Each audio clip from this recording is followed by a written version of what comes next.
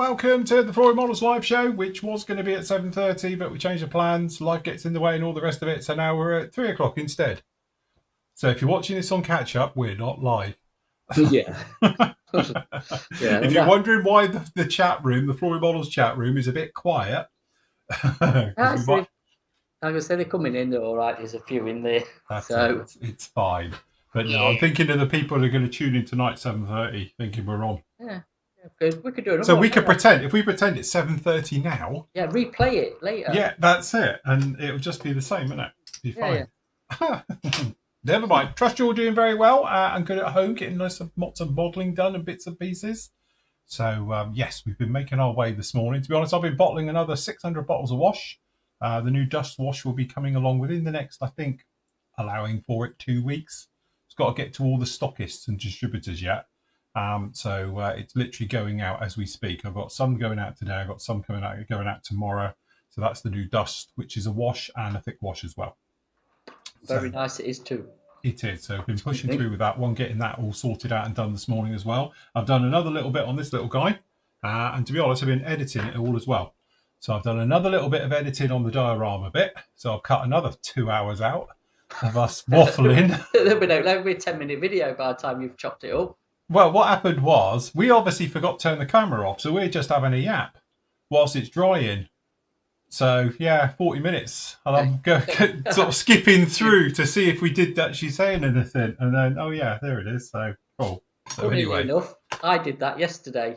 Left the camera running and I went off and I was in the kitchen and I'm like, come back and I've seen it. It's just, I don't know how long it was running for, but yeah. So some poor soul has got to go through that. Yes, it was something nice for him to come back when he's got for holiday, isn't it? Like, yeah. So.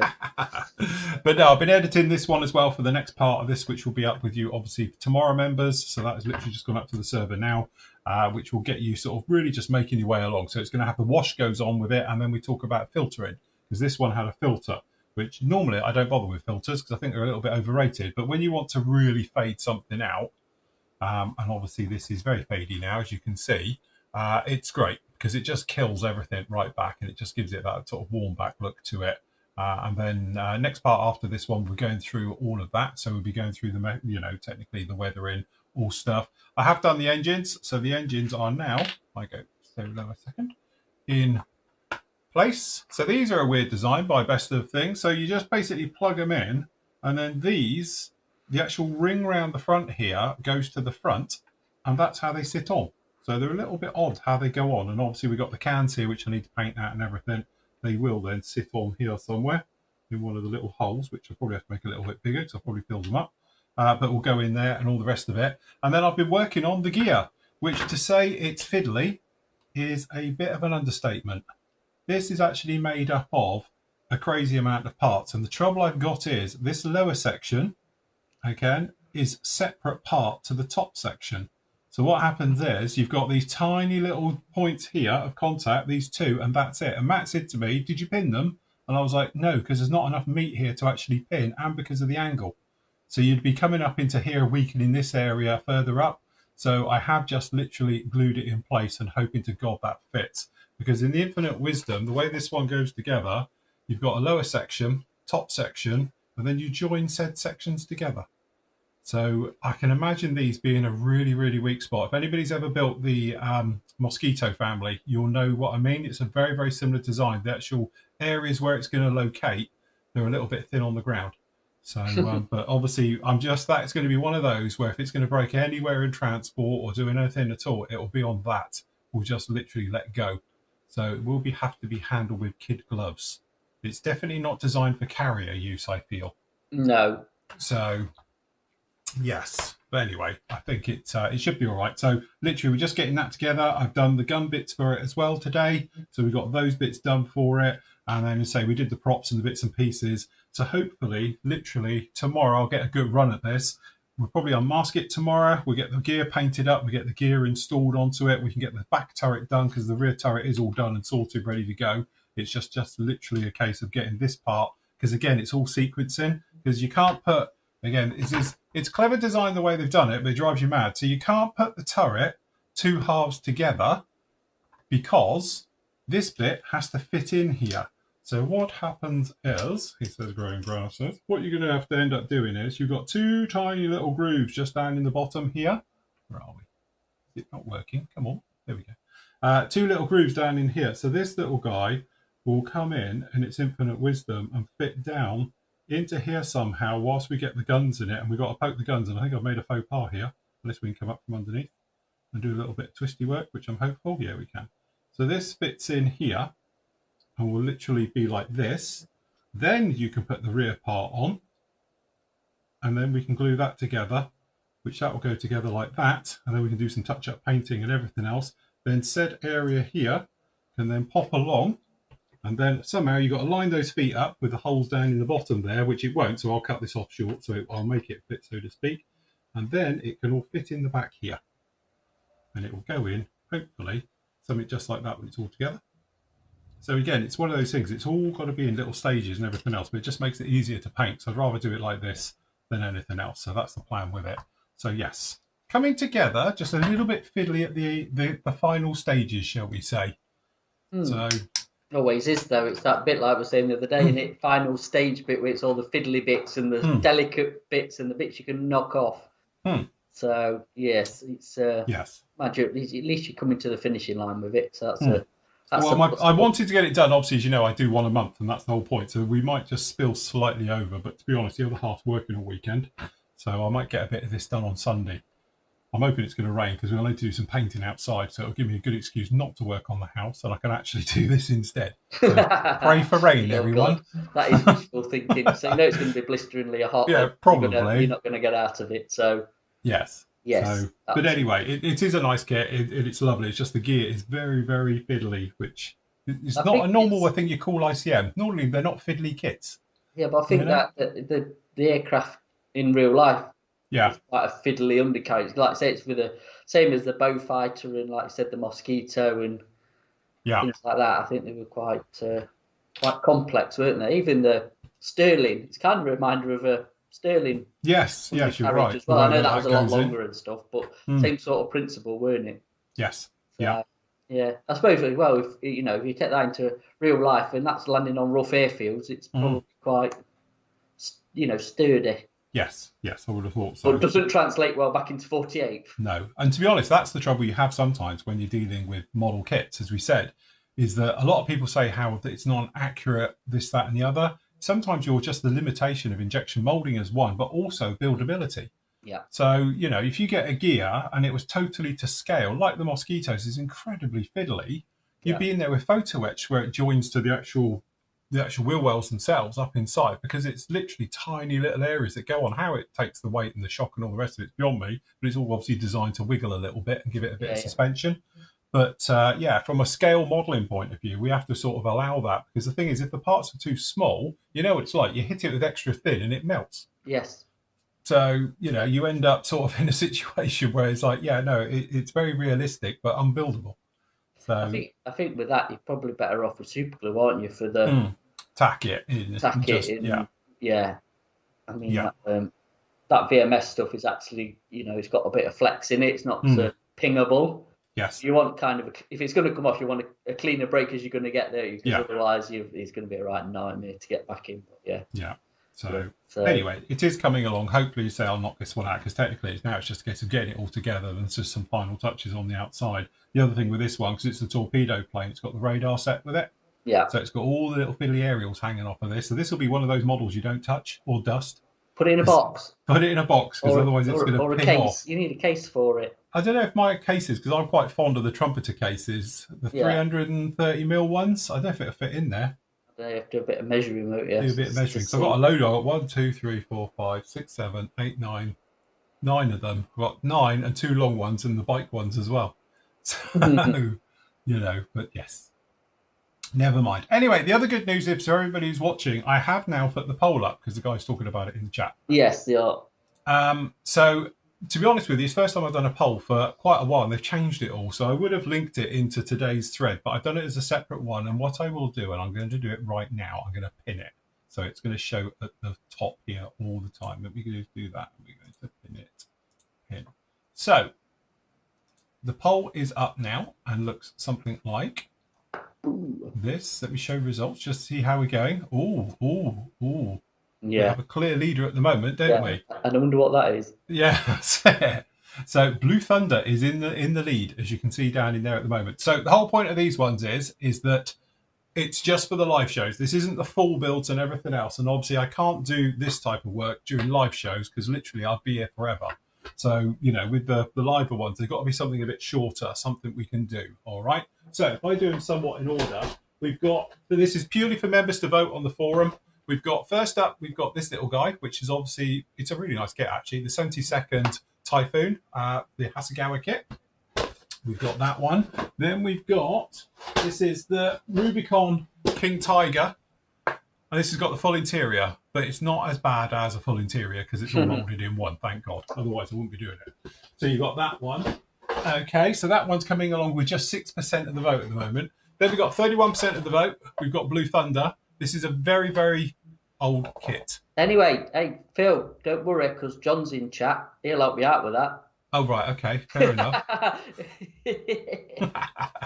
He can. He can, the man that can. Yes, definitely. Get some blueprints.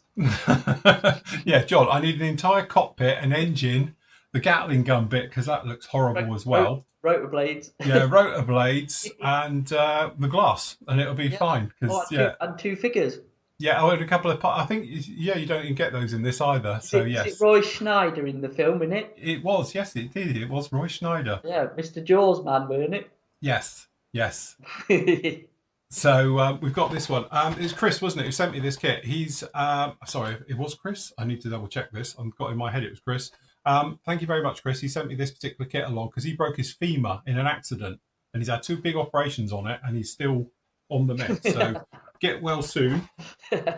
Sure, you'll be fine. And John's just put the to-do list is becoming extensive. Yeah, that's it. Okay, next up we've got... Hold on, I've lost my list. Where's my list? I've moved it over here. There we go. We've got the F4J Phantom. This is the Academy one. They call it the No Need to Paint version. Bit like Matchbox. The Matchbox version. That's what they should have called it. They should have done, really. Call it Matchbox kit. Anyway, it's halfway between a snap-tight kit and a proper kit. But anyway, it is a pretty nice kit, to be honest. We reviewed it many, many moons ago. Now there's a little bit of a story. So I got, yesterday, my other half signed for a parcel. I'm going to need the overhead for this. And I had no idea what was in it whatsoever. And then I had to read the letter first, which, to be honest, it's a War and Peace job. I won't obviously read it all out. But this is a massive shout out and thank you to Mark Burgess, who has sent me a 1/34 scale 3D printed. And to be honest, Mark, you've done a great job here because I build, as you know, a lot of garage kits, and they come just like this. So the only part I've taken out to have a look at is this, and it's a TIE Fighter, but it's all 3D printed, and it is absolutely beautifully 3D printed. So some of it's PLA, some of it's resin. So we've got that. So we've got all the foils, and then let's pick out some bits I can identify. So again, I haven't been in here, so you're watching this sort of live as I am. Scissors. Yeah, I'll use my best Tamiya scissors on this, it'll be fine. Right. So in here, we have some, and I like the way he's marked them all as well, which is dead handy, but as you can see, 3D printed. Very nice indeed. All the internals. That's cool, isn't it? Really nicely done. Oh, you could make a thermal detonator out of that. To be honest, I've already built a thermal detonator. I've done that a while ago. What other bits have we got down in here? So let's have a look at one of these, because this will be the joiners for the wings to the foils, I do believe. So this has got plenty of detail on them. But the packaging, I have to say, is brilliant. There we go. Oh, wow. What's that? So that's the foils plump on to the body. Oh, yes, I'm with you. And again, really very... Put it next to the other bit, the pod. So the technical. Right, hold on. I won't get all this out because otherwise it'll be forever, but as you can see, it is in meltable duns, but it's beautifully packaged. You could do a business out of this. Right, okay. So what will happen is you will have a part that comes off, and then this will go on like this, because this is actually one of the S foils parts, I do believe. He says I really ought to read the instructions. But yeah. So again, I assume this is PLA, and the rest is resin, as you can see. So again, these will come into here like that. Anything is in that PLA then? What, lines? Yeah, there is, but because it's hidden, because it's quite nicely done on here, as you can see, it's got a little bit. But in here, you don't worry about it, because it is that design anyway. So that's how you can actually get away with it really nicely in here. And also, to be honest, it's a lovely print, even in PLA, as you can see. Yeah. Say the back. But yeah, so this bit will literally go on here like this. Right. So yeah, mixed media. Literally, it is a mixed media, isn't it? Without the photo etch. Yeah, without the photo, thank God. That's why resin was invented, eh? I want to see the cockpit. Well, cockpit, yeah, but I don't know where it is in the box. It could be a million bits in here. We've got an hour and a half. Right, hold on. Boxing. This is good. I like it. Right, live unboxing. Right, let me have a look, see what I can find. 3D printing is sort of flavour of the week, isn't it? Well, yes, it is, definitely. Watch this space. Is John in chat? Yeah, John's in chat, yeah. John, there's a parcel coming to you. You might get it tomorrow, but probably more likely going to be Saturday. There you go, John. Okay, what have we got in here? Ooh, this is still on its... Oh, look, I've got the seat. Well, you got a seat. Got the seat. Don't break it. We have the seat. Wow. That looks like an ejection seat out of a MiG. Probably was. Big summit. Like my ejection seat behind me off that MiG-19. Oh, no, I'll tell you what that is. That's an helicopter seat. It does look like it's out of an Apache or something, or a Cobra. Like Cobra or it's a Cobra or seat, looks like, with the sides on, with the armour panels. I wonder if it was. I don't know. Mind you, the thing is, most of them were built over in the UK, weren't they? So I don't know if it would have been... We'd have had many bits like that kicking around here. I don't know. So this is really heavy, this part, so I don't know what it is. Let's have a look at this guy.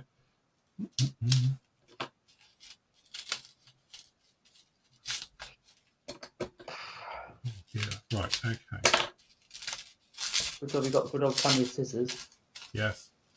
Oh, look, there we go. So what's this? Let's have a look. This is obviously it's going to be one of these. Look at that. And then this bit here will go into here. No filler needed. With a bit of fettling. Look at that, it does fit actually. Yeah, like clip fit. It is. Look at that. It's gone in there beautifully. So yeah, that will go in there, then that will go in here. That's CAD design for you. Yeah, that's it. There we go. You're like, built in a minute. See? That's it. Take it off. That's it. So, yeah, then obviously, there you go. So yeah, that bit in there gives you an idea of the scale of this thing. It's going to be quite big. That's pretty cool, isn't it? So yeah, no, really, really nice. Right, I won't play with it anymore because we're going to build this one at some point, if you like it or not. Right. So anyway, Mark, thank you so much for that, because clearly that's taken him about 4 months to print that. And it probably cost him 50 quid in resin with all the misprints. So, but no, thank you. That's very, very much appreciated. And I will build it, even if it doesn't make the poll, I will build it and we'll go through the motions of it. I'll subject them to it. So maybe when we do like Sci-Fi March, Sci-Fi December, I might do it in that one. Because again, I have got still my eye down there because I've got the Razor Crest. So that was going to be it, but I might do that now instead.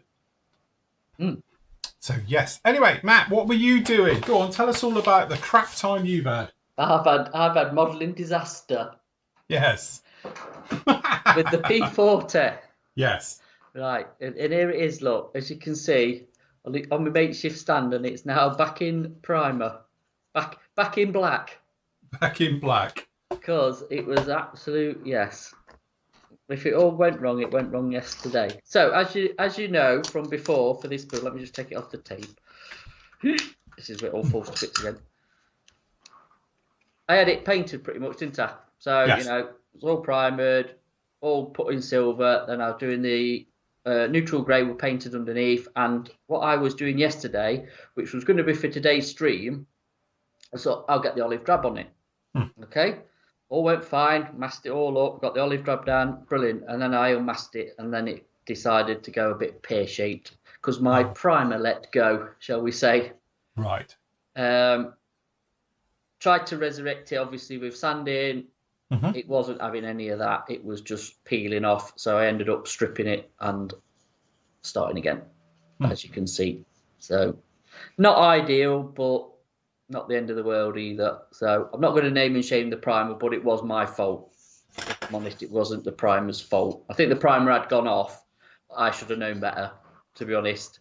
Because when I'd painted the silver Vallejo, it felt tacky, and it still felt tacky after, when it shouldn't have. It should have been hard. And instead of like heeding the warning, I ignored it, trundled on, and then obviously got so far because I was hoping to actually get it painted and, you know, get the white on it as well last night, the white back. And obviously today I probably could do a bit of deckling or something on the show.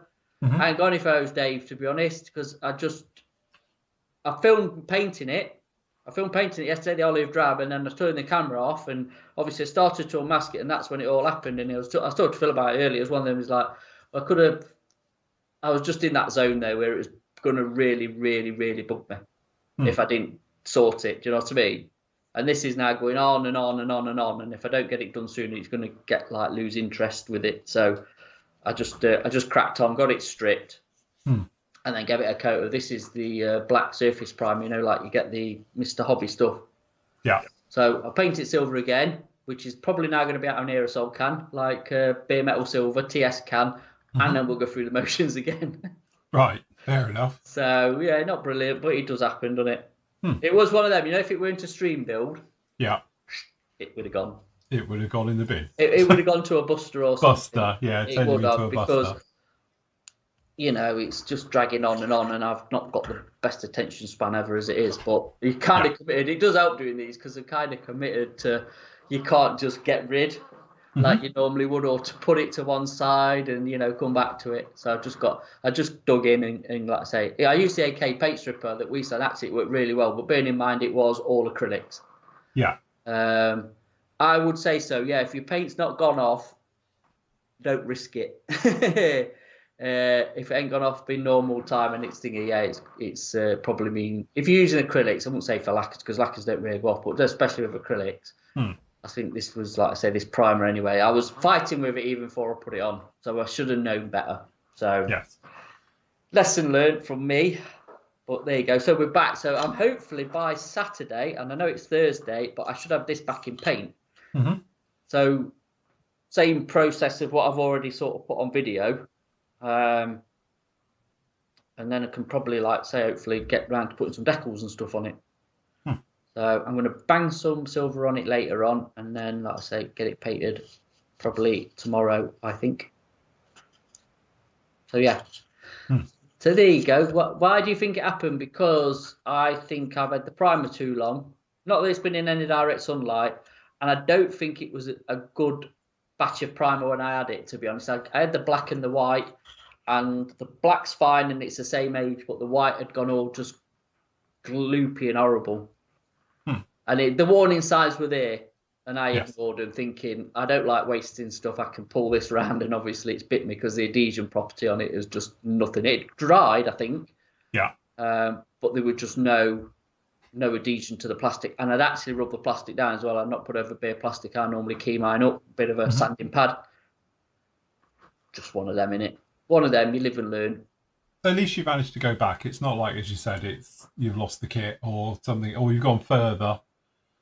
You tried to mask something up once it had been painted and deckled, and then next thing you know, you take off the tape and you're down to plastic. Yes. So, you know. It was one of them. It didn't go all over. It was just in a couple of patches, but then you're fighting it and then it starts to, you're thinking this is just going to, you know what I mean? Yes. Just strip it. Yeah, definitely. Get it stripped. To be honest with you, it probably took me half an hour to strip it, if that. I decanted some of that stripper into like an old yogurt pot, really. I suppose, for a better word. Got a wide brush and was just brushed on, and it was literally just coming off. Because obviously it's fresh green paint anyway, I don't just done, so that ain't even gone off. Yeah. And I don't think the finger, and obviously I had a layer of hairspray. Yeah, as well, yeah. Barrier in it, so literally that cut straight through the paint I put on top of the hairspray, got through the hairspray to the primer. The primer weren't really keyed anyway. Because you know, I mean, I know there was that silver coat, but it just ripped it off. So yeah, it was one of them. To be honest with you, what I might show you, because the tank's going to have the same problem. The tank I was chipping the other day, I can't remember if I just aerosol canned that silver or I painted it proper. I can't remember. I've got a feeling actually it might not strip easy, but we could do a demo of how easy it works, especially on acrylics. I'm not going to say it's going to work on lacquers because I don't think it will. That's a different beast completely. But if you're an acrylic painter, the AK paint strip is actually pretty good stuff. It's bloody messy though. It's any stripping of it is just it is paint stripping's messy. It's just part of the job. I must admit, the way I tend to do it is, I've done it with IPA in the past, but say Mr. Muscle. I've never used a proper paint stripper yet because it wasn't around at the time. Yeah. But I've got I don't. The other half has in the kitchen. Being a 90s man, clearly, she's got those zip bags, but the big ones. Yeah. So put your model into it, good old squirt of power spray, and then clean it over, and then shake it around and just leave it overnight. Come in the morning, and then you sort of give it another shake in there, and it all falls off. And then I just take the model out, put it in the sink, and then zip that up and bin it because it's just cack. It's horrible stuff. And just then the rest of it, environmentally friendly, goes down the sink. Yeah. It's like I say, it's the one thing I was conscious about because I did think about doing that was the cockpit. Yeah. So that's the trouble. Trying to not get any in the cockpit. I've obviously removed all the glass, which came off okay, and then that bit that goes behind the plug there at the back. Yeah. That bit there. Yeah. To be honest with you, it's on the kit anyway. There's it's not a strong location put. It kind of drops in. It's a bit crap, really. Which is good because it just got sort of loosened itself and popped back out. So, but the cockpit is still in one piece. I've got to do a bit of touch up, but you've not really see it. But yeah, it is. It's okay. It's again. I think it's one of those things, and salvageable, isn't it? Yeah. I've often said, if you're into a situation and you think you've wrecked your model, whatever stage it is, always just bung it back in the box, chuck the lid on it, and just leave it.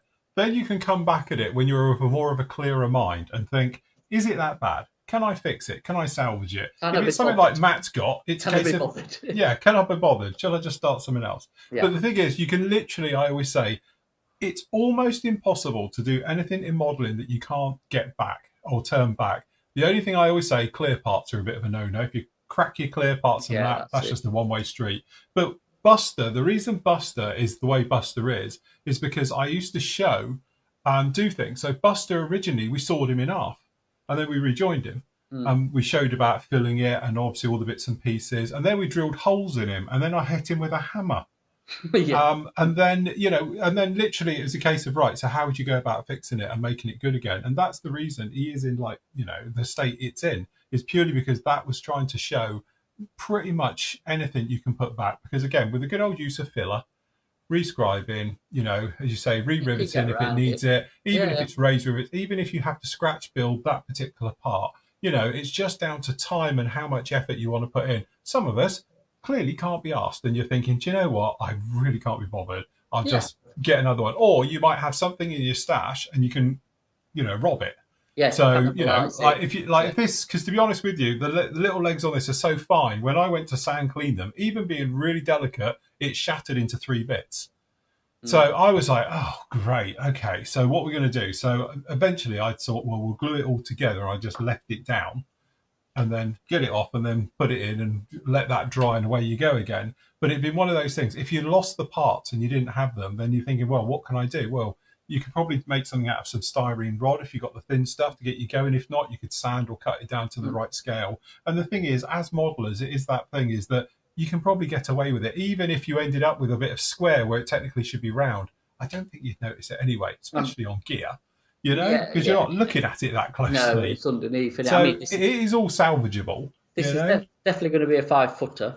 It's definitely not going to be perfect. I mean, I've lost the where the fuel tank connects, so it's not going to have no fuel tank now because I've lost one of the sort of little bits off that. And then one of these is missing, which is but they should be easy to scratch build. For the carriage, little legs off of the little cover that is. So again, I've got one. I can use that as a template, so that's not going to be a problem. So it'll get finished in a fashion. Yes. It is what it is, isn't it? That's at the end of the day. It is what it is, and these things happen. So and that's very true, and they do.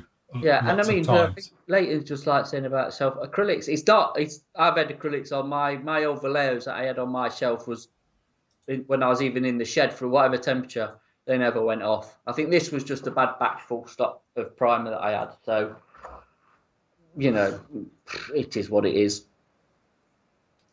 It is, and I was just trying to. I'm trying to find the bit with Buster because the Buster, it was one of those kits I tell you that literally it almost beat me.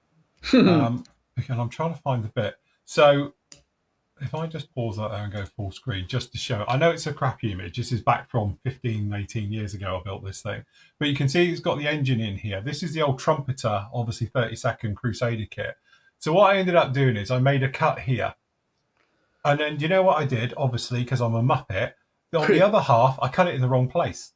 So we ended up then technically with the fuselages were different lengths. So I had to then cut it again and then glue the ring part on. It's in one of these sections here somewhere when we're going through. I think this is the engine bit just down in here. Here we are. We're cutting it on one side. On the other side, I cut it on the wrong panel line and it's about a centimetre apart. So, and that was the first thing. You're like, brilliant. I've cut it off now because the kit isn't designed to do it, but I thought we'll make it work. Yeah. And then lo and behold, I did that, which was all going, absolutely fantastic. And and then I go to put the arms together and one is longer than the other. So I'm like, Jesus, recut it. And then I had to fix it and put it in. Then the other thing was, for people who remember this far back, I've got it in my chair. This is in my old house. We did this one. And I'm literally sat here like this and I'm sanding at the seam line. The engine is hanging out the back of this thing now. A bit like, think about MiGs do when they split the tail. Crusaders do the same. So I'd scratch built all the details and all the formers and the runners all on the inside. And I'm sat and I dropped it. And because it hit the ground with the engine got shoved right up, because you would have seen then there's a gap between where the engine goes and the rest of it, got shoved right up. And inside that engine is all fan blades. And I did it as a cutaway so you could see all the photo etched fan blades. They all bent. And that would have been one of those kits where you're like, do you know what? This thing is fighting me. This is in the days before the Crusader when it was cursed. That kit was cursed, trying to do that thing. And but again, it's one of those where in some ways I find it quite entertaining, and hopefully you guys did as well, is to show that, you know what, massive cock up, it's gone completely wrong. The engine is basically destroyed, and trying to re-put that together, put it in. Obviously, all the mounting points are just sheared off. So now you've got to redo all of those and put them in and drill the old ones out and everything, and then get it all back together again, and then just carry on and just, don't worry about it. We'll just push on with it and, carry on regardless, and everything else like that. And eventually, I think it's like a 4-parter or something, this thing. It wasn't a bit massive, long build in those days.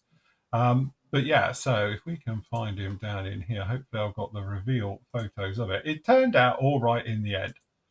So here you go. She's coming together now. You can see her down. This is a free to watch video, everyone. So if you want to go off, it's in the classic video builds. And yeah, I look about 5. Young Phil. Young Phil, yes. Oh, look, here it is. So yeah, and there it is. So I did it as a split with the engine off. And again, yeah, it was just time after time. But at the end of the day, I think it turned out all right. As I say, this thing's almost 20 years old now. So obviously, hopefully my painting and weathering skills have greatly improved since we did that thing. But it was more of a test on what we could do and what we could get away with. And again, that engine, when I dropped it and it just shot up inside in a million bits, was a bit of a heartbreaker. But you can get it back. You just need to literally keep your head down and just keep going at it, and you'll be absolutely fine. It's just push on with it. And as modelers, we can carry on. And that's really, Buster was born from this, because Buster, again, got slightly broken, and then we started to use him for doing demos on. So again, he literally is it and going through the motions. But Buster was, as you can see, a very nice aircraft back in the day until it literally became Buster.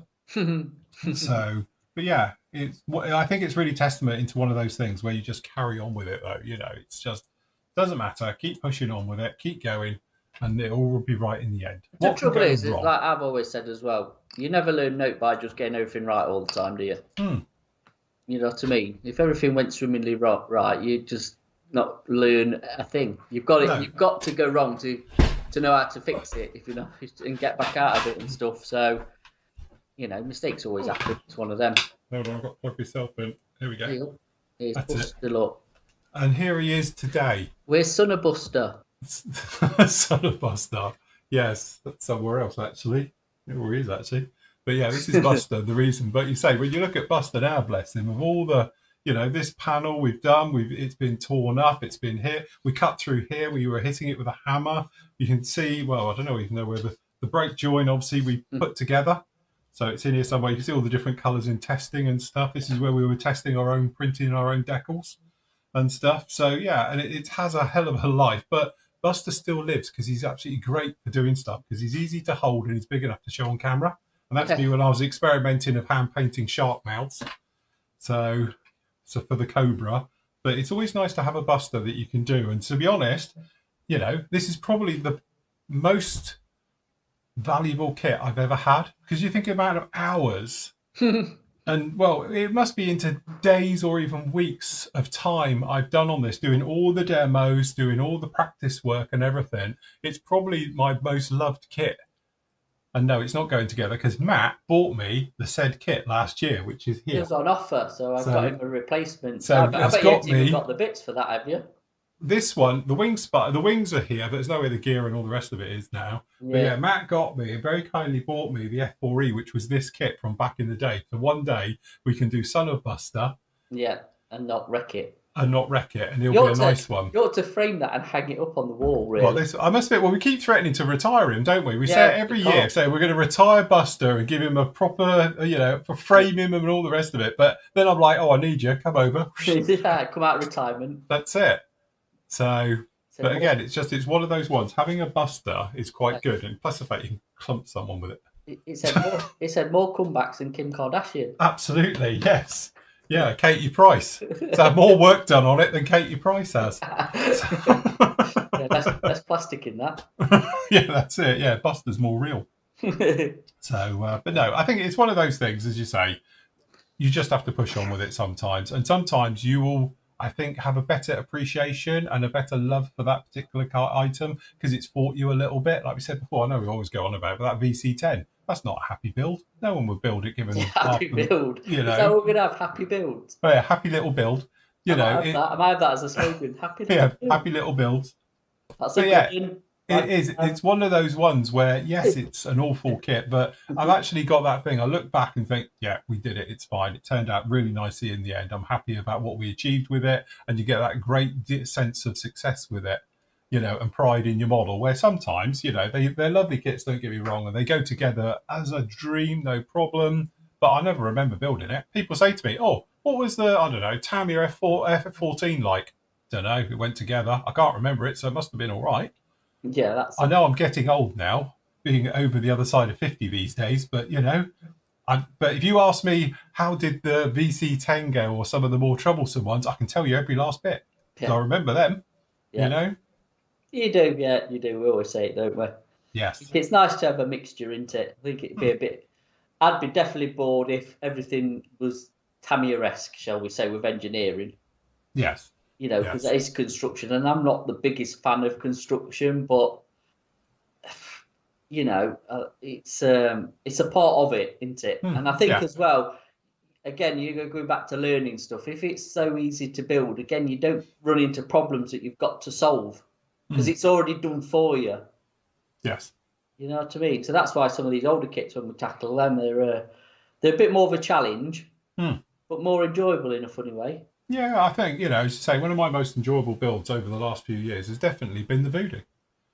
It was a really, really nice kit to work on. It's classic Monogram, I know, and you'll get these people say, oh yeah, but it's all raised detail, but it's this, that, and the other. Really enjoyed building that. That was a real fun build to do. Yeah, no, I'm saying with my Monogram build, to be honest. I can see another one coming out sooner or later. Yes. Speaking of which, should we see how the voting's going?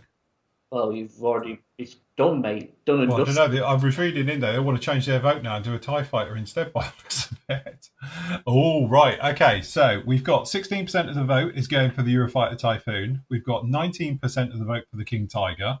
We've got 31% of the vote in the lead at the moment, clearly, for the Blue Thunder.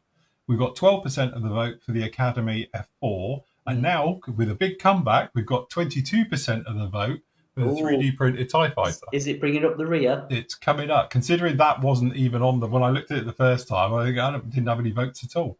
So anyway, that is going to go. I think it does say in there something like 2 days, 23 hours left to run. As I say, it'll be less than that because I'll close the voting at 10 o'clock on Saturday morning for our live show. So you can start it. So I can start it, yeah, basically. Perhaps you'll shut it before so you can prep yourself. Well, I will do, because I'll be able to see roughly, I think, what's going on, but I will get it all off the sprue and all the bits and pieces and try and work out what we're going to do with this one. Exactly. Jim says perhaps the ICM Beaufort will be the wheels up version. It might be. If it doesn't work out well, it's going to go on a stand. Yes. Yeah. Playing bass. Yes. Yes, John says, never give up, never surrender.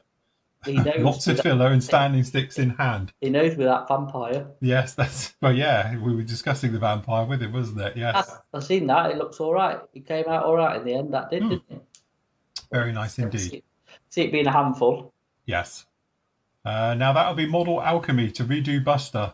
Yeah, what I'm going to do is I'm going to go... So what we're going to do is I'll strip him back and in the next show rebuild one. And here he is. Yeah, here's what we did earlier. Be like Blue Peter. I've completely redone him, resanded, re-riveted, rescribed. And now he just looks like a new kit. It's amazing how he's come back so well. Yeah. Now, I think what we do, if we redo Son of Buster at some point, and I will do it, he's going to live next to it. Be there. He was the original father. Like in maintenance. I'm going to have a little note that says... Junior. Yeah, I was going to have a note saying that I'm your father. Yeah. No! Yeah, no. That's what will happen to you if you, don't behave yourself as a model kit. You end up like him, tortured to death. Yeah, literally. Tim's question is, for a 148 BAE Hawk, do you need nose weight? Yes. Do you? Do you know what? I'm just thinking. Built one. I've built lots of them and I can't remember. I think you do. I'm pretty sure I wouldn't risk it. I would definitely stick some in. I'm just looking at my 30-second ones and I'm thinking, I don't remember putting any in them. I think the Airfix one, I built the Airfix one, not the Italeri one, nor the Hobby Boss one.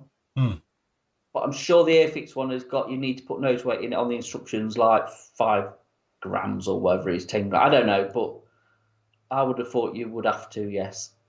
Yes.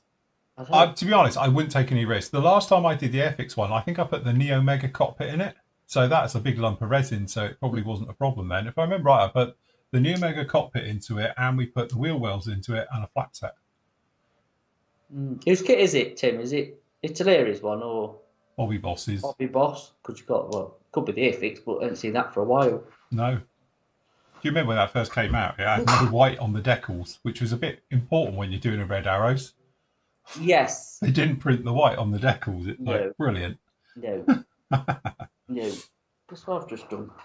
Oh, not one of his speakers on floor. There you go. Oh, right. Green Cobra keeps saying about doing a live build of a BF 109. To be honest, I did have one in my basket the other day when we were ordering, but unfortunately they've sold out. Then now they're going back in. Oh, have they? Damn, sell out. No, restock. Are you on about the 30-second one? Yeah. You've got one up on your thing. Why don't you do that one? Which one? Well, if you look. Oh, the Reval one. Yeah. Yes, they got the G6 up there. Yeah. Yeah. That's a nice kit. It is actually. Yeah. Not too hard to build. Yes. Revell, my favourite company of the year. No, I don't think I've ever made that one, but Don't be like that. They're all right. I know, we're giving all this grief. Yeah, I've actually, once, have got a complete collection of Revell 30-second stuff. I've got the 190, I've got the 109, I've got the P51, I've got the Spitfire and the Hurricane all in 30 seconds because I love those kits. I think they're great. They are, but the value for money. I know they've gone up, the last year or so, they've still shop in price, but they're still good value for money if you compare them to everybody else's, because everybody else's has gone up. Yeah. Good solid kits, aren't they? So I've got a couple of Revell 30-second, I think. Oh. Yeah, I have actually, because I've got the big ones. And a Bowfighter. And a Bowfighter. Yeah, you've got that one. Oh, I've got, no, that's Sazagawa. That don't count. I've got the 190 F8, I think. They've got Sazagawa's kit. Yeah, some lumps up there, some big lumps. I've got the Revell 110 30-second one, the old one, not the re-pop of Dragons. So I don't know what that's like. They're quite classics back in the 70s, weren't they? Absolutely. Speaking of which, Jim says he's got the 48 scale Monogram Devastator from 1974. I fully intend to build it and looking forward to it. I would. I've got its sister one here. I've got the Helldiver, the Monogram Helldiver. A bit later, isn't it? I think the Devastator is actually quite a good kit because that's the one with the ribbed wings, isn't it? Yes. Yeah. So even if you're not a lot of rescribing, because it's got like the corrugated texture on it. Yeah. I bet it's got quite a decent thing. Is that actually a 70s kit? I assume so. It says 1974. Yeah, so it would have a decent interior and stuff because it was when they were the classics, weren't it? Let's be honest, the proper classics from 70s to early 80s was the golden. Should be, the golden age. Yeah, definitely. We should be seeing the 32nd one any second. Yes, it should be. Yeah, the trumpeter one. Well, it is out. That's what I mean. We just haven't got it over here yet. But no, different thing, innit? Can do nice, colourful ones with that. So silver wings. Well, being the early war ones. Silver, you yellow, can do. The yellow. It's nice. Yeah. Whose kit is it? Green Cobra says he's got the 72nd BF109 E3. Whose kit? There's a few. Is it Special Hobbies or Airfix or anybody else? The 72nd one. I can't. Everybody's done. Everyone's done them. The 109. It's part and parcel, isn't it? Yeah, I mean, Dave. To be fair, Dave, there's some absolute gems in there. There's some bloody dogs as well. Let's be fair, from the 60s and 70s, but they're still the only ones to this day that I know of that's still done a 30-second Orca Typhoon. Yeah. Just criminal in a way, really. But I can't think of any others in 30-second. So. Oh, Cobra, you'll be absolutely fine with the Tamiya one. In fact, I think that's Tamiya's own though, isn't it? Yeah, it's Tamiya's own one. It's not an Italeri Reeboks of them. I think that is their own kit. Yeah. Just rattle the box and it'll come out built and painted. That's it.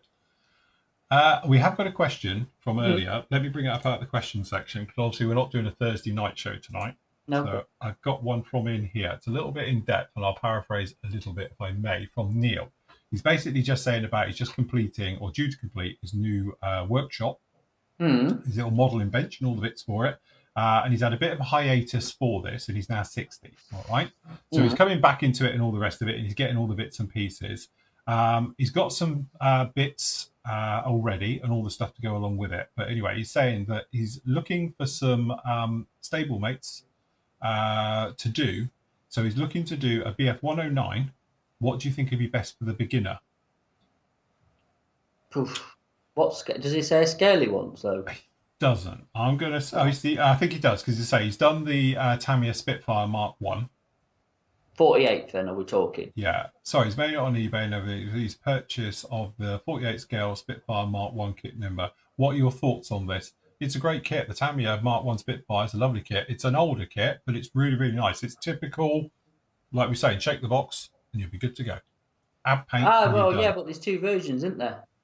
It could be the newer version. No, this is the earlier one, which is straightforward anyway, isn't it? Oh, right, yeah. If it's the original 90s, is it one, then that's thingy, because obviously they've updated it for that one we had in a few years ago. Well, I'm only going on the kit number 61032, so it's a lower number, so it must be one of the originals, I would have thought.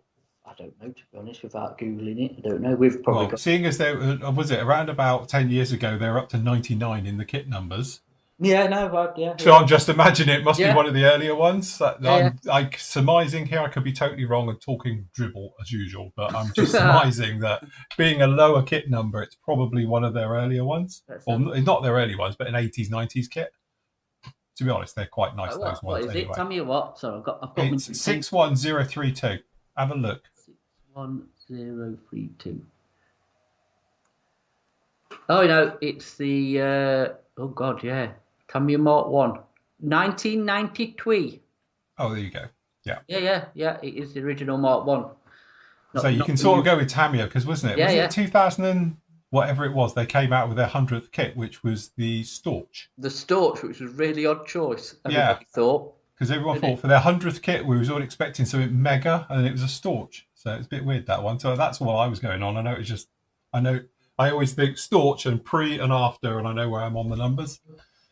So you know the other one, the new one? Yeah. Blimey.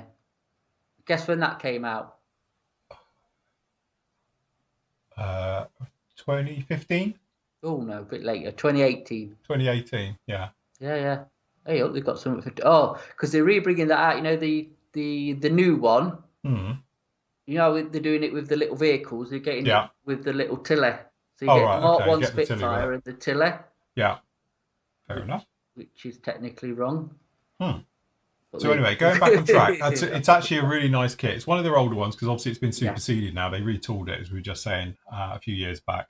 So, but anyway, you'll be fine with that. It's classic Tamiya all the way through. Anyway, he's looking for some stable mates. So he's saying about a BF 109. What do you think would be best for the beginner? The Tamiya one, again, it's going to be the early one then, of the P51. And that's kit number 40, which I assume is blue, PT2 blue, nosed one. Petty blue. Petit Falou.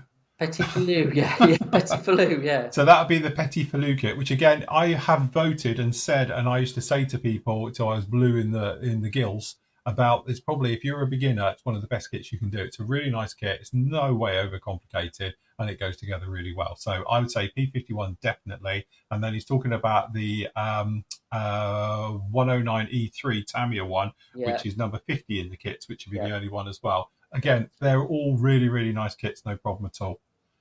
Yeah. As you're a beginner, when you're looking at doing the Edard version, he's on about also what about the Edard 109E1 version. The Edard one is a lot more detailed, incredibly well detailed. I still would say they're the best 109s in scale. Probably, yeah. I'd go with that. Can't argue with that. I think Tamiya's G6 might give them a run for their money, but I don't know. Again, it's they are good. They are good kits. Very, very nice. Yeah. So there we go. That a little reminder of information today. Best Hurricane at time of going to air. That one. But next week you might find a slightly better one from Armour Hobbies. But again, Armour Hobbies is going to be a little bit more detailed. So if you want to shake and bake beginners type aircraft for modelling, this is a great little kit. No fit issues anywhere apart from the exhaust don't seem to fit in the hole. So a little bit of tapering. If you've watched any of the live shows, you can see this one being live built as well. But this is a really, really nice kit. Straightforward. And that's the nice thing about it. So I can highly recommend. So this is the Hobby Boss 48 scale new Mark 1 Hurricane. So go for that one. And then last up, a JU87. Matt, over to you. Because I wouldn't know. In 48 scale? That's over my pay grade. If you want an easier build, Asagawa. If not, Airfix. Depending. But yeah, them two. You can get the Italy one, but it's a bit more complicated, I think. And it's obviously, I wouldn't say that's more a beginner's kit. But either the Airfix one or the Asagawa one. The only thing I watch with Asagawa one is the nose is separate because obviously they've used it for different versions, but it does fit. I built an early one and I had no problems with that. To be honest, it was a nice build. Typical, not too many parts, but enough detail there to look good in your cabinet. So No. So anyway, so hopefully you can sort it. Obviously, it'd be fair to get them through PM Models, which is very kind of him. Yes. Well, if you want we've got the Stukas in, or if you want the Hasegawa Stuka, we have got that in, but we've also got because I'm looking at it now, the Hobby 2000 have reboxed it. Right. So we've got the North African one, the Trot one, which is a nice scheme. And then there's a Battle of Britain one, because I think the Airfix ones are really Battle of Britain ones. Right, okay. If I remember. So, yes, they're in, and obviously I think we've got the Tamiya stuff in as well, to be honest. So, yes, that'd be good. And again, if you want the Hurricane, it is over at PM. That's the one. Yeah, that's the one. That's the one. Really, really nice kit. This is a pleasure to build, I would say. Definitely. Yeah, looks good. Show yours on top cam. Right, it's finished. Top cam. Top cam. Yeah, top cam. It is. It's all right. I have to wonder where the pitot tube is, or I'll knock it off. And the step, they're the two wiggly bits that you always break up on these. So yeah, but you can see it's got lovely detail. So even if you're doing a simple wash on it, then it's absolutely fine for it. And there's the aerial that took forever. Shout out. Oh no, I wouldn't like to mention it at all. To what was his name? Ivan Womanak, who says, and I quote, "Watch this guy make an antenna wire for the Hurricane. So painful to watch. I had to switch off. Dreadful." You see? But you watched it anyway. But you watched it anyway just to see me how long I had to struggle, though, didn't you? So that's it. Yeah. So there you go, Ivan. I bet he's watching today. I bet he's watching today. Absolutely. So shout Anyway, out to you. after that comment, we did have actually a really nice one, which I won't read out. But as I say, there's a very nice comment, which I haven't actually liked or hearted it, so I will do. Look, that's a very nice comment from Greg as well. So thank you, Greg, for that comment. Just a shout out to Vince in chat. So I'm not going to read it out, but you just contact Phil. Well, what have we done now? Nothing. It's no doing, mate. Just he needs to contact you. Oh, right. Okay. Yeah. Yeah. Yeah. Send us a PM, Vince. I'll sort you out. Yeah. So yes, no problem. Hello, chaps. Just say, just before we carry on, he does realise it's like the Hotel California. Yeah, you can't leave. You can check out, but you can you'll be back. Anyway, that's what you ought to rename this site, Phil, the Hotel California. But anyway. we could do that. We could call that for the chat room. We could, yeah. Question: have either of you built the 148 scale Airfix 109E kit? Yes, I have. I've built one. I've got one upstairs, and I know Mr. Nathan's built loads of them. He loves it. But actually, it's a great kit. Really good kit. Really good for one of these streams, actually. If somebody wanted to build a 109, I'd build one for one of these streams. Is that the one I did for Airfix magazine? Could be that one as well, Phil. That was a 6-page spread in Airfix magazine issue number 2. Because you're very important. 6 page. I can't even say it now. Is it 6 or 8 pages spread? I've actually done. Yes, I would say there is a video build for it because it's the same one that went along with Airfix magazine. Because we did a special deal with Airfix. I build a kit for them and do an entire article, and they'll put our name in their magazine. I don't know where I went wrong there. That's when we were young and stupid and needed the money. Yeah. Nowadays, I wouldn't sell out. Hey, did you ever get paid? No, never ever for any of them. So yes. But yes, no. It's again. We were talking about starter kits, and that's another classic Airfix starter kit. And to be honest, another one is Airfix's Hurricane. That's a nice kit. I built that one as well, the Mark 1. We did have it out. I've got to put it back in the cabinet now, but if you go back through, you would have seen it. I did it alongside this one to show, and that's another really nice kit. And their Spitfire, their Mark 1 Spits. I think, you know what I mean, the whole thing of Airfix, their range, the newer range, are good solid kits. Let's be perfectly honest. There's no real dogs in there, is there? No. And if you're into your RAF subjects, because that's what mainly they are, I know they've dabbled in P51s and other bits and bobs, but mainly it's if you RAF and all that, and Fleet Air Arm and stuff. They're really good. They're really good kits. Yeah. Yes. Oh, I understand. Right, Greg, thank you very much then. So, got you.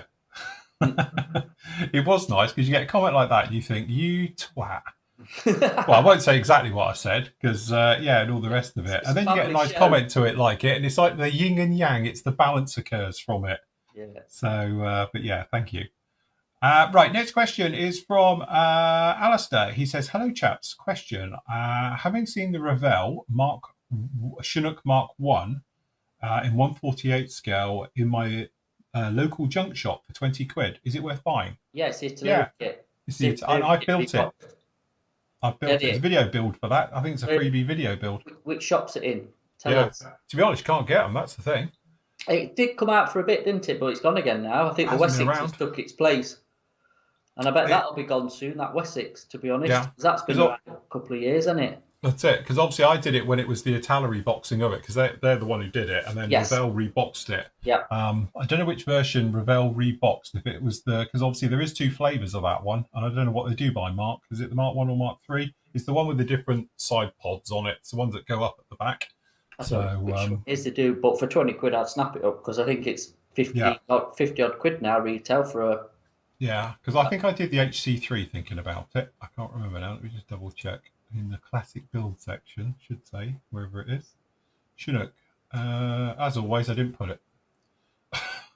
I just called it a Chinook. But hold on, where is it? It's in here. To be honest, do you remember all the reference photos I had when we had a couple of days? Yeah. Up there with them. And yes, look, here it is. And say you can follow on. Again, this is a freebie one. You can tell the freebie ones because they're all the square versions before we went widescreen. So you're using? I am using scratch build in this one. No, I scratch build everything on this. We scratch build all the refueling receptacles and all the plug-in units And something else. Look at me, scratch building. Used to do loads of it back in the day. That's before aftermarket came along. What happened? Well, aftermarket came along. Yeah. I can have it 3D printed now, can't I, John? It saves me having to do all this. But yeah, no, this is what we're doing here. This is the refueling port. But you're going to lose your skill set, though. I know, look, so we made the refueling port and redid it all and all the rest of it. Yeah, back in the day, look at that. Those were the days, eh? That's actually really clear. Yeah, this is one of the later ones, this was. I think we had a better camera then. I can actually see what you're doing. Oh, look, and you're zooming in. Yeah, look, see? So what's that in? 720? 480? I don't know, actually. Yeah, maybe a 480 upscale to 720 we were doing at that point. So, but yeah, these would have been... We didn't go onto YouTube until 2007, I think it was, or 2008. But there was no point. 'Cause in those days, your only videos you could do was like 5 minutes. As soon as they moved it up to half an hour is when we moved over to them from our own server. You're right, Dave. We're all going to start cheating. Don't you worry about that. Yes, thank God that it came up. But anyway, we did do a nice one. There we go. Look, there's the real thing. Oh, it does. There's my version. It's nearly similar. Yeah, it's close. That's all right, mate. You've done a good job of that. I'll give you that one. What's the other bit behind it? It just flashed and then went again. Hold on. This is us. We did obviously the cockpit, but also we completely did the bay in the back with aluminium foil and all the rest of it in here. All right, okay. And Scratch built all the details on the inside. Can I just say there's Phil spraying at 100 psi? Yeah, that paint's probably neat. No thinner required. Yeah. Literally, it would have been. Hold on, there we go. Look, chuck it all in there. Yes, look, it's coming together. Look, loads of wash. Spray lots of wash on. Weather it up. Engine jobs. It's actually I forgot how many parts this was. Anyway, going back on track, I found all the reference photos for this because I never made it over to the new server. So at some point I will put them up because we got around about 400 photos that I took doing a walk around on a Chinook. And we had I'll tell you what.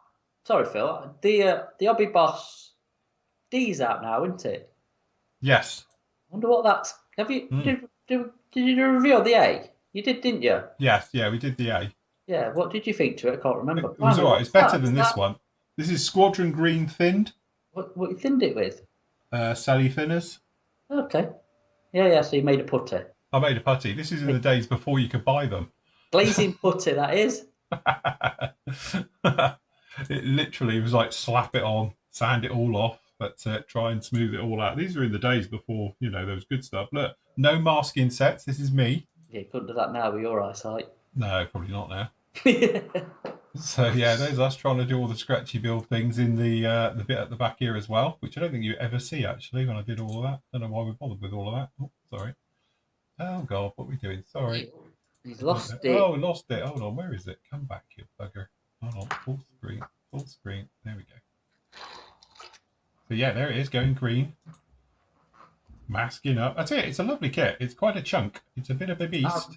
Do you know what I've said? Italy helicopter kits are the best kits. I think the cars are good, to be honest. Yep. And I'm actually talking Italy cars, not the old Esky ones like the Reeboxers. I think the cars are good, but the helicopters, I do think they are good kits.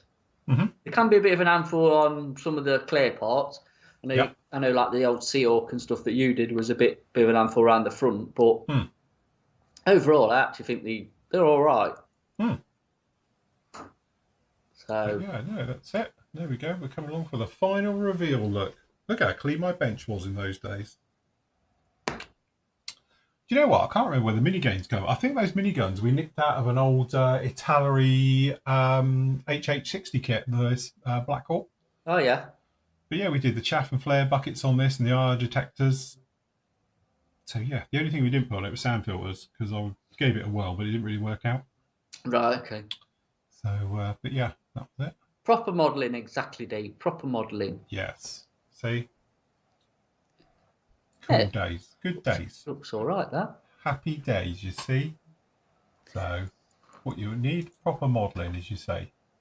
Yes, apparently some of your old DVDs are up for auction on a certain auction. Are they? Yes. Do I have to buy them back? Because I haven't got any of them. Yeah, apparently so. Yeah, but that's what John put the thing up for on our chat. But Oh, then right. Christopher's just put it up. Are you going to bid on him, Christopher? You've got to be Or you could just watch them. It's the same ones that are up on YouTube now. It's free to watch, I think. without the adverts. With that, well, yeah, you can have them on there, advert free.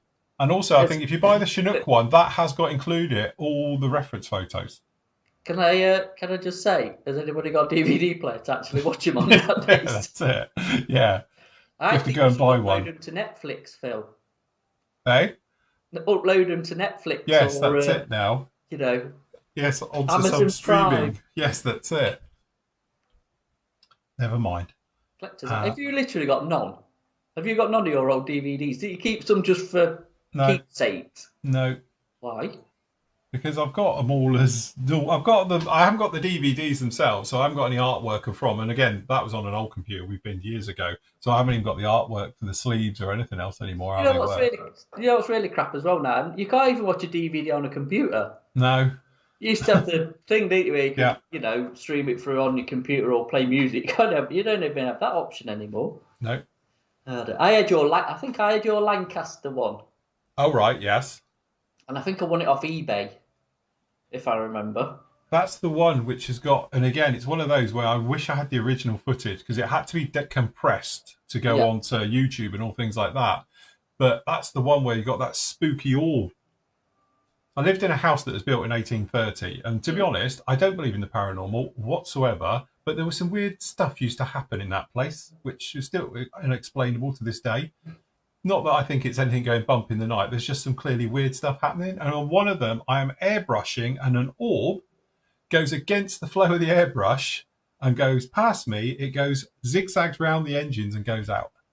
There you go. And I never saw it. It's only when we uploaded it and people said, "What's that?" Get like, Ghostbusters in. Yeah, it was. You do. It was like, do you what? I have no idea.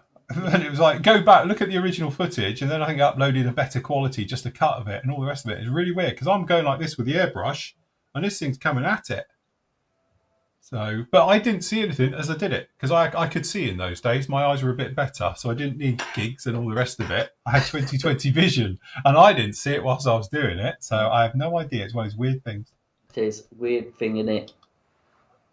Oh God, spending hours in Blockbusters to rent a VHS video. And then forgetting to rewind it and getting fined. Yeah. Yes. Yeah. Have you rewound the tape? I don't know. And then you look at it. No. That's a fine. Yeah, get fined for that. Sort of. Miserable geeks. God, yeah. Armour Hobbies are doing a Hurricane. Oh, is he on about the 2D Hurricane? I don't know what version's coming out of them, but I assume they're going to do them all. But it's due out hopefully next month. I don't think they're doing another version, aren't they? Happy Boss. He's doing a 2. Fair enough. So, question: how long to leave Tamiya LP paints to dry before using an oil wash? I think as soon as it's dry, it's blackers. Oh, yeah, it depends obviously what thinner you. If you're using a leveling thinner, probably give it an hour. Using rapid, half hour.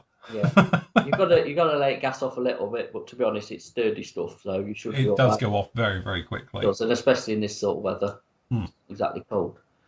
Oh, the basic air. What's that? Is it the basic airbrushing?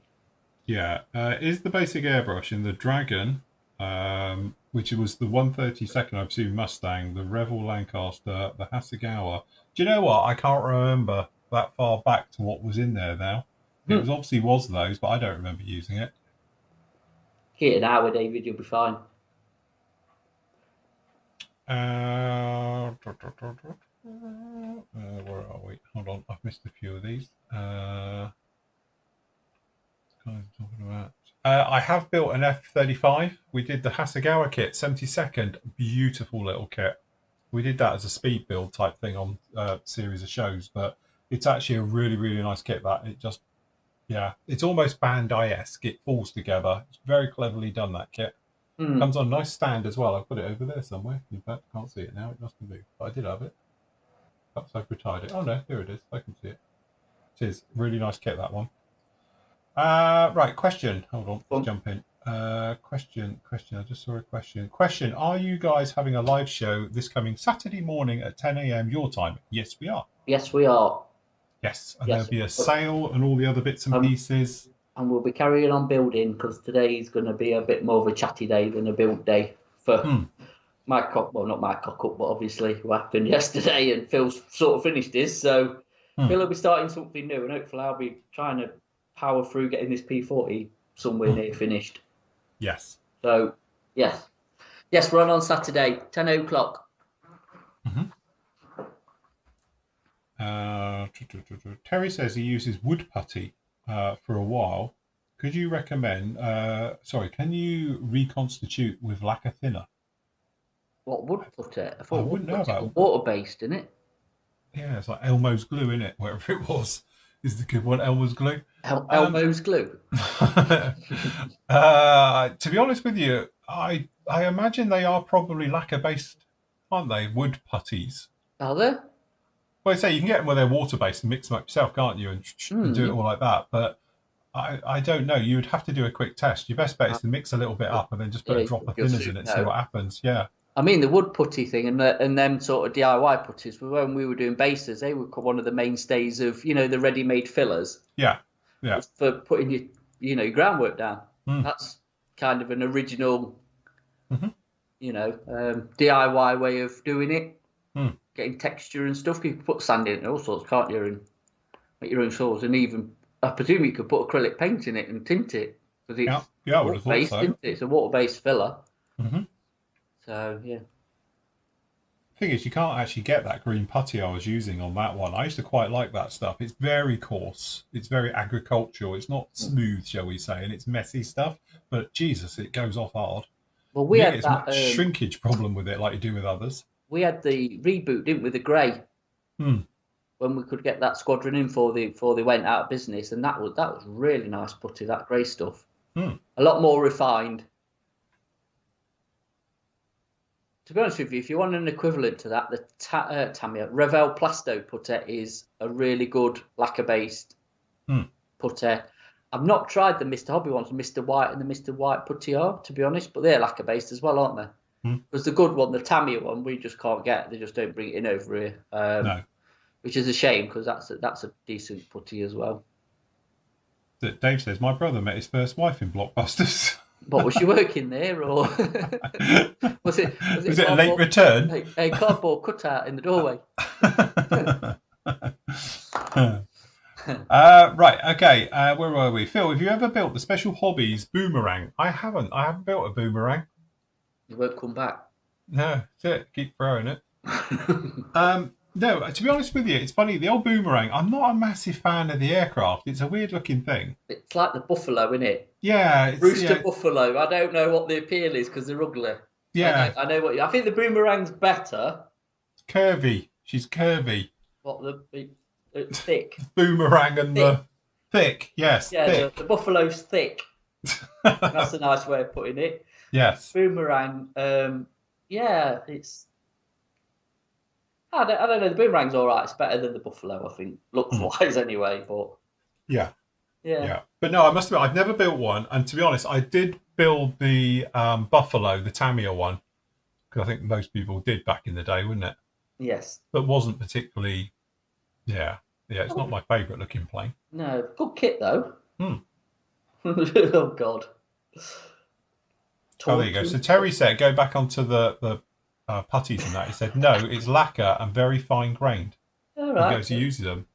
Cool. What are you looking for? Something dries really quick, doesn't crack, and it's got zero shrinkage. Like super glue. Okay, super glue, isn't it? That's what I was using, because I had a few seams reappear on this, so black super glue. Yeah. Put it in with a blade, and I've just sanded it down, to be honest with you. Here, listen to this. John remembers going to Taunton Blockbusters grand opening, the VIP cutting the ribbon, Wolf from Gladiators. Oh, jeez. Bless him. Is he still going, Wolf? Are they going to bring him back for the new series? Well, they're going to wheel him out? Yeah, that's it. He's going to be there. Right. Say, he was like the oldest when he was doing it back in the 90s, so he's got to be cracking on a bit now. Phil, will you be building the Harrier? Yes, next week we'll be starting. As soon as this thing's done, I'm on it full time. We're clearing everything out of the way and we do it. We've already started a bit of work. John, who's in chat's been working with us on a little project. So I know some people are saying, "Oh, he said you're going to do it." I said, "Do it in the summer." We were only literally just in the summer. I think everyone just got very excited, but it is coming, and I will be starting on it next week. And we're hopefully going to be working on some bits for it as well. I'll tell you what, Greg, it's a shame it wasn't Jet. If it's Jet, I would have been there. Brat up a drape, I'd be form an orderly queue. Yeah, Jet, wow. I saw a thing of her the other day, actually. She was on something or other on the internet. And, yeah, she's doing all right. Oh, yeah. It's not Jet, as I remember her. But then... Clearly now she's in her 60s, isn't she? I don't know how old she'd be. She's got to be definitely mid to late 50s, I would have thought. Probably.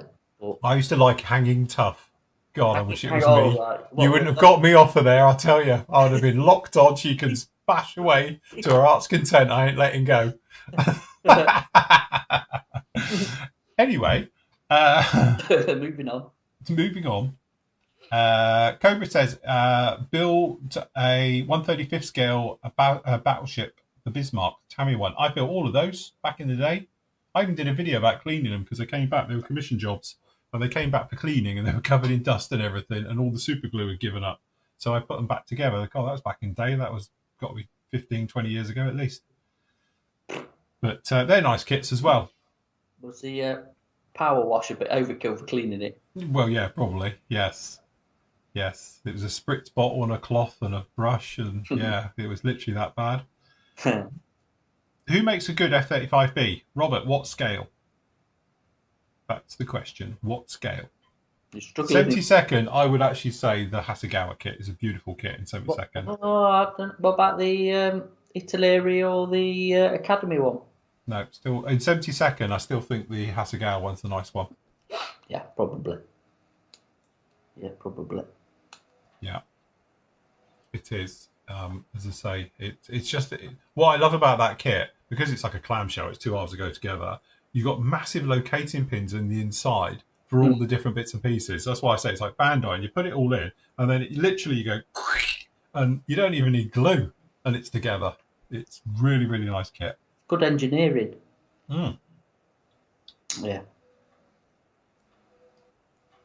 Cobra's first model was the Tamiya German Styrolite 2 150A in 135th.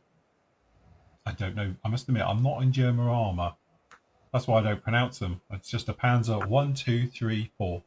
Or a Panther or a Tiger. Or a Panther, Tiger, King Tiger. That's about as far as I go. Names. Yeah, when it's got names and loads of Alst, whatever it is on it, I'm lost at that point. I have no idea.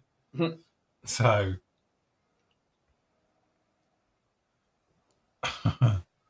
yeah, more junk than Jet. Very nice, very cool. Right, so I see how many voting's going. Yeah, how's your voting going? So voting, as of now, hold on, let me just go back into voting, if I can find it. Hold on, where's this? If you're looking for everybody, it's in the live shows and vlogs section, and I pinned it to the beginning. Currently, we are.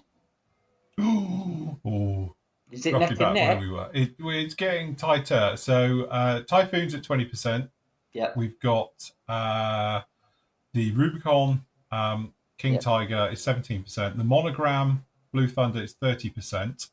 Oh, so the 30%. The Academy 72nd Phantom is 11%. But coming up behind and gaining ground is the 3D printed TIE Fighter at 22%. Oh, so still the... If that's the case, I'm going to have to get some glue quick because I don't think I've got any glue for... with the resin.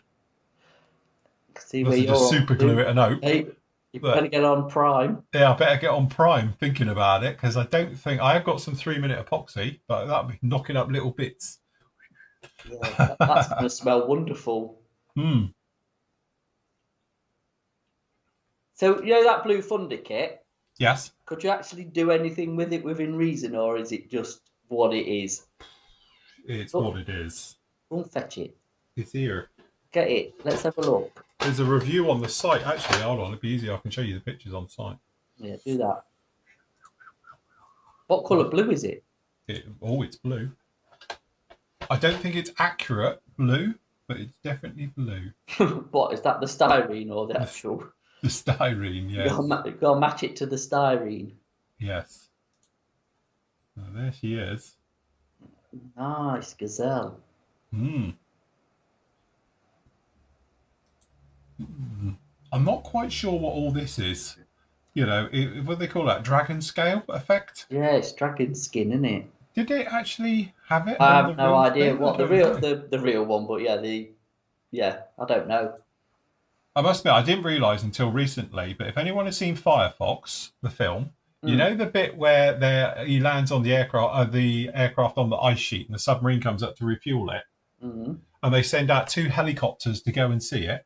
The bit they use is Blue Thunder. You know, it's making out as if it's a Hind A, you know, the old birdcage type one. Yes. It's actually Blue Thunder. Is it? Yeah. Which I didn't realise until somebody mentioned it, and I went and had a look, and it's right. It is. It's Blue Thunder. Oh my god! So, that's a complete shit. Yeah. But yeah, as you can see, it's a little bit agricultural. You do get the helmets though. Oh, okay. There is the odd sink mark, unless they designed them this way in sort of a wishbone technique. Oh yeah. I don't think the Gazelle had that. But yeah, luckily the clear parts are all good. To be honest, the kit, I've checked all the parts. It's all fine. It'll go together lovely, to be honest. So, because they did one, didn't they? Was it Airshima? Because they did Airwolf and they did a version. Yeah, this is 48 scale. Yeah. I wonder what the Airshima one's like. Do you know what? I tried to get it, and I even had a word with the said importer for it. Couldn't get it. So obviously we've had in the Airwolves, haven't we? So, yeah. I've never seen the Airshima one at all, I don't think. No of it, but never seen one. Don't run with a bit of Blue Thunder. Yes.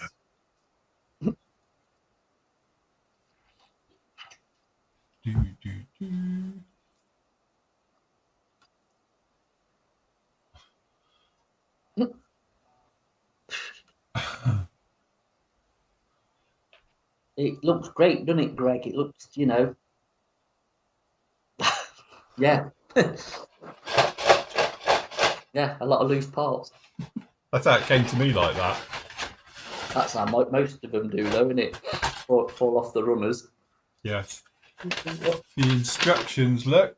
Show us some destruction. Oh, sorry. Hold on. Which one do you want, that one? Yeah. Don't show chat. Oh, no. You don't want that one. Sorry. Chat don't like it. They don't like it. Don't like it up them. No, there you go. Destructions. It has got a bit of a cockpit then. It has got a little bit of detail, yeah. So it's not all such a loss, is it? No. I was always a bit, you know, again, this is where you overthink things as a kid, but how comes the engines don't connect to anything? If these extra engines for boosting that, which I assume that's what they are, because they've got some type of filter on them. But they never connected technically. It used to just go down unless it went downwards. Most helicopters have it coming across and going in. But if you look on YouTube, you can talk to the pilot who used to fly it, and he used to say the bloody thing was horrible. And apparently Roy Schneider in the film, he says, "Oh, what's it fly like?" And he says, "This thing's nose heavier than something or other." That's what the actual pilot said to him. So he said, "I'm going to use that." Because obviously he says to him, "Oh, how's it fly?" And he says, "This thing's his nose heavier than whatever." And apparently it was. It's like maximum trim all the time on this thing to keep it from, you know, straight level flying. But yeah, funny enough, you can see this said helicopter or parts of it is still. Is it in Universal Studios? Universal, yeah, somewhere they've got it. Up in it. Yeah, when you go round on a little cart going round, you can see it. So I like how that bit of the instructions has gone a different colour to the rest. Yes, yeah, which is amazing when you think it's been in a box. Yeah, well, that happened with mine as well, didn't it? Yeah, it's like a proper old map when it goes that funny yellowy colour. It is, yeah. So, but no, again, it's all here. The decals might need a bit of something else. Let's have a look at the decals. Well, I think we might have to go down the aftermarket route of me nicking them out of a spares box. Yeah, it's only really just the numbering. The rest of it I can do. Stick them in the window. Yeah. Oh, this time of year I should have done that. That'd have been fine. Do you know what it is though? If you look at them, they look like stickers. They're really, really thick. If you look at them. Yeah, they do look a bit stickerish.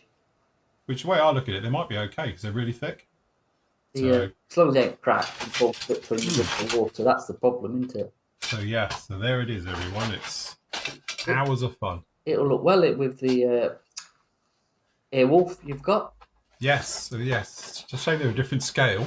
That's why, to be honest, I did say I was looking for the Blue Thunder in 48 scale, the Yashima kit, but I can't. Well, yeah, I could. They're on certain sites. That's 32nd, isn't it? Yeah, this is 32nd. Yeah, that was it. Yeah, I think that's 48, but that's 32nd. Because obviously Airwolf is technically a Bell 222. Yeah. But you can't even get that in 32nd anyway. So the only thing I was tempted by many, many years ago, I got contacted by a customer, or a client as I should call him, about doing the RC one as a static model. Yes. Of Blue Thunder. So I looked into it and it was really, really expensive, but I'm not used to working with like polycarbonate and all stuff like that. So I must admit, I did say you're probably better off finding somebody who builds RC stuff all the time and doing it that way, because obviously the gear and everything's going to be RC, even if it's not going to work. It needs all of those for the sale. So it's not really my thing, but I must admit, I was really sort of, be a good project, wouldn't it? Yeah, it'd be a cool project. Yeah. What scale's RC? Oh, I don't know. Real big. Yeah. Big, no, 1/6, whatever it was. And there actually was a Blue Thunder RC? Yeah. Yeah, you could get it. Wow. There's a Bell 220 out there, an RC one, fiberglass body and all the rest of it. And then you can get actually Airwolf for it. They'll do an Airwolf version of it. So the RC one to do was Airwolf, not Blue Thunder? Sorry, it was Airwolf, yeah. Right, okay. Sorry. Right, yeah. But I have seen RC versions of Blue Thunder as well. So what you could do is you could have that as a ceiling fan, because there's people who've done it, haven't they, with Loaches and or MD 500s and stuff like that. Yeah. Yeah.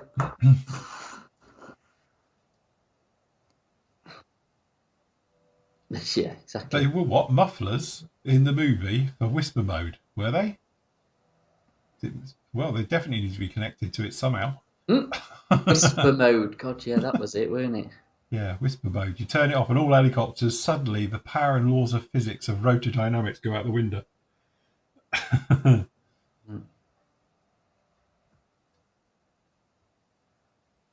You can get it, Jim. You've just got to print your own off.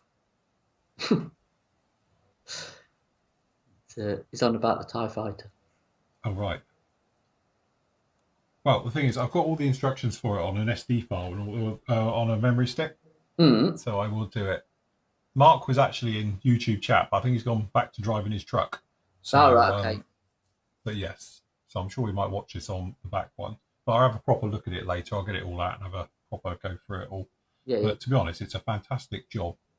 Put it this way, because I don't really show it on here because no one seems to like it. But you think I've built now 4 or 5 E11 blasters, 1-to-1 scale. I did Chewbacca's bowcaster. We did that here. I've done loads of detonators and stuff. And to be honest, they are ropey as hell compared to that. You know, they're all pretty rough. The files are out there for all that stuff. Yeah. So,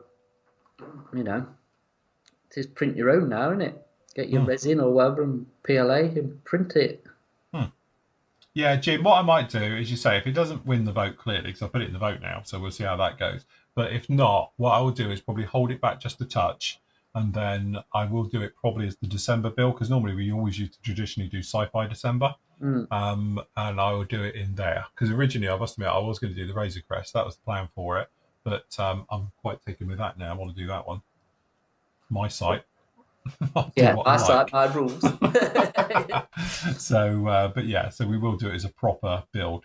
Yeah, absolutely. That'd be good. Good stuff. So, shall we wrap up? I think we can. Absolutely. Good job there. Right. So, big thing, everybody. Don't forget, we're going to be back with you at 10 a.m.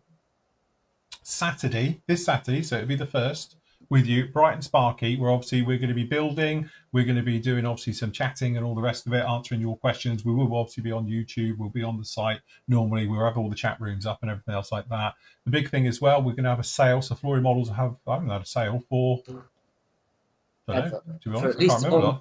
I don't know if I've done a sale this year properly, have I? I don't know. Yeah, you have. Yeah, you did Easter, didn't you? Oh, yeah, Easter was the last time we had a sale. So we are going to have a sale as well. So obviously, you have the washes. We're also going to have good deals on the old merchandise as well and all the bits and pieces for that. PM's going to have a giant one as well. Hopefully, fingers crossed this works. If not, phone calls will be made to Andy. Yeah, on holiday or not. On holiday or not. Fix this. Yeah. So anyway, PM's going to have a big one. So there'll be discounts, obviously, on all model kits, brand new.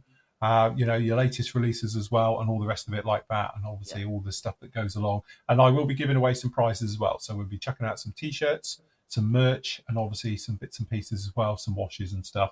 Maybe a sanding stick. Ooh. Seeing as they're like hen's teeth these days, and stuff. So obviously it'd be well worth tuning in for that. So if you want to join us, 10 a.m. on Saturday the 1st, and we'll be on with you there. If not, next time we're doing a show like this will be Tuesday afternoon, 3 o'clock. In the meantime, members, don't forget you'll get the next part, which will be part 10 of this guy will be up with you. And then on Monday you get part 11, which may be the last part. I don't know, probably not. It's probably going to stretch over one because, again, I've got to do the gear and engines and stuff like that yet. And then obviously I'll work on this after the show. And then obviously on Sunday getting that one finished and sorted out. And then next week we're on with the Harrier. Yay! So yes, you can see what we've been up with that one because obviously, we've been working to say on a 3D printed seat for it and some other bits and pieces upgrades. So anyway, we'll be showing all about that, and then I'll be out with my filler. Literally troweling it on. Literally troweling it on, and wood filler. That's what I need. It sounds like it. With a trowel. Yeah. Just cover it and sand it.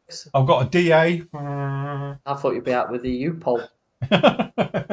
Let's get it out there, be fine. Absolutely. Right, okay then guys, we will leave it right there. Thank you very much for joining us again as always. Don't forget to like and subscribe, and if you fancy it and you'd like to hear what we're doing and all the rest of it and enjoy it, give us a thumbs up as well, because it doesn't do anything for us whatsoever. It just makes our ego go even bigger. So yes, and if you've got a horrible comment, feel free to post it up because we need a giggle. Yeah. We'll just roast you on the next show. Anyway, we will leave it right there. Thank you very much, Matt, for joining us. Absolute pleasure as always. We will see you all again soon. Thank you to the Flory family for making this happen. We'll see you soon.